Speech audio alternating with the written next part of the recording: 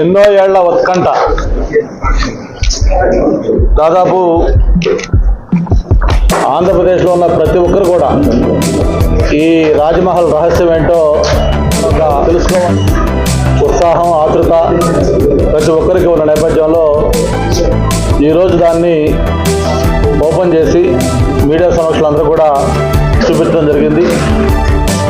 సాక్షాత్తు చంద్రబాబు నాయుడు గారు, అలాగే పవన్ కళ్యాణ్ గారు వాళ్ళు కూడా ఇక్కడ ఏమవుతుందో తెలుసుకోవాలని ఇక్కడికి రావడం కోసం ప్రయత్నం చేస్తే ఆ రోజు నిర్మానుష్యంగా వాళ్ళని కూడా అడ్డుకోవటం, చివరికి ఇక్కడికి రావడానికి ప్రయత్నించడం మీద కేసులు, అక్రమ కేసులు ఈ రోజుకి ఇంకా మా సందీప్ కానీ, శ్రీనివాస్ ఇటువంటి వాళ్ళు మా వాళ్ళు ఎంతోమంది ఇంకా కేసులకి కోర్టుల చుట్టూ కూడా తిరుగుతూ ఉన్నారు.